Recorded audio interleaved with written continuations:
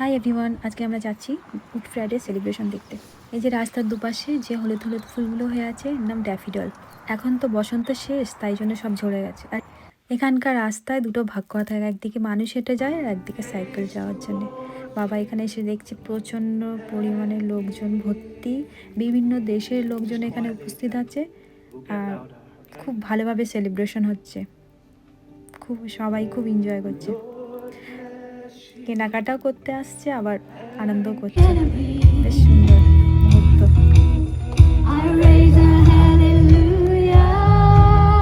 Good Friday উপলক্ষে সুন্দর আয়োজন করেছে। আর এটা একটা কোর্টের সামনে স্টেজ বানিয়ে সবাই ডান্স করছে, গান করছে। এটা একটা হাইকোর্ট।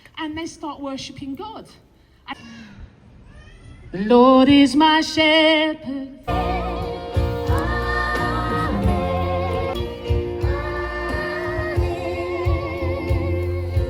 দুপুরে তো আমার খুব খিদে পেয়ে গেছিলো, তাই জন্য পাশে একটা ক্যাফে ছিল, সেখানে আমরা খেতে গেছিলাম।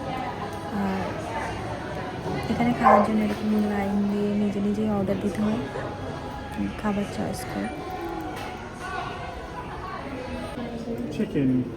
Chicken sandwiches, avocado chicken.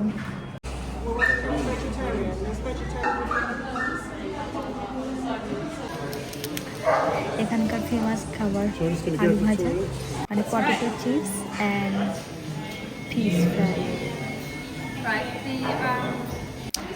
আমাদের এই নাম্বারটা দিয়েছে, নাম্বার অনুযায়ী ডাকবে। আর আমি সিট পেয়ে বসেছি আর এখানটায় তার সাথে ম্যাগাজিন ফ্রিতে নিলাম, ওখানে আছে, ইচ্ছা মতন করতে পারবো। Choose one of those. Orange, lemon, Coke Zero, Coke Dark, Coke Purple, another one. So,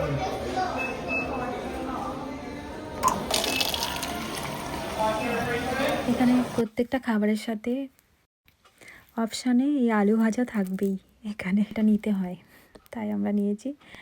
এটা খুব সুন্দর, খেতেও ভালো লাগে। এখানকার মানুষ এটা খেতে খুব ভালোবাসে। বাইরে দেখলাম একটা কুকুর দাঁড়িয়ে আছে, এত সুন্দর দেখতে না, মনে হচ্ছে ভাল্লুক যেন।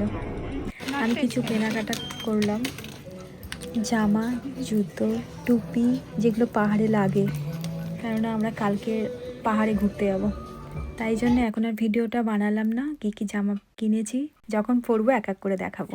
কেনাকাটা শেষ করে আবার সেই অনুষ্ঠানের জায়গায় ফিরে এসে দেখছি এখানে সবাইকে ফ্রি ব্রেড দেওয়া হচ্ছে, তার উপরে ক্রস চিহ্ন আঁকা, আর তার সাথে হট চকলেট ফ্রিতে।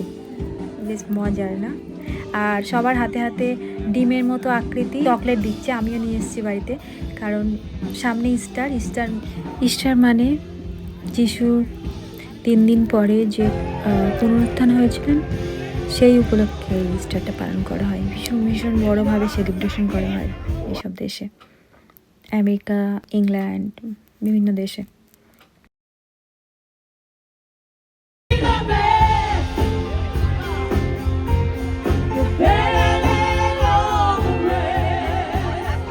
আমরা ফিরে আসার সময়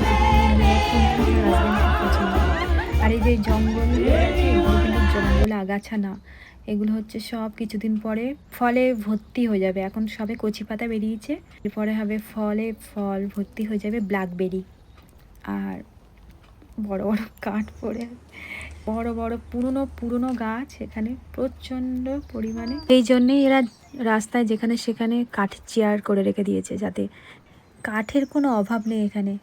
আর সব কাঠগুলো প্রচণ্ড মজবুত, কেননা অনেক দিন পুরনো হওয়ার পরেই ব্যবহার করে। এটা কি সুন্দরভাবে বানিয়েছে ওরা, পড়ে থাকা গাছটাকে নষ্ট না করে এটা চেয়ার বানিয়ে দিয়েছে, যাতে মানুষজন বসতে পারে কিছুক্ষণের জন্যে। বেশ সুন্দর, কারণ এখানকার মানুষজন খুব হাঁটতে ভালোবাসে, আর এই হাঁটার পথে এটা করে রেখে দিয়েছে। কিন্তু আমি একদম হাঁটতে পারি না, কোনো শিল্পী বলা যায়, এত সুন্দর করেছে। You can see it here and খুব গাছপালায় ভর্তি দেশটা। এখানে বেশিরভাগ জায়গাতেই ঘোড়া বাঁধা থাকে, বা ঘোড়ার একটা মাঠ থাকে আলাদা করে ঘেরা, কারণ এখানে অনেকে শখ ঘোড়ায় চড়ে ঘুরে বেড়ানো, আবার ঘোড়া রেস করা। আর এখানে বাচ্চাদের খেলার জায়গা আছে, বাচ্চা বড় সবাই খেলতে পারে। বিকেলবেলাটা খেলা করছে। আমরা গিয়েছিলাম তখন বাজে 10:30, এখন ফিরছি 3:30।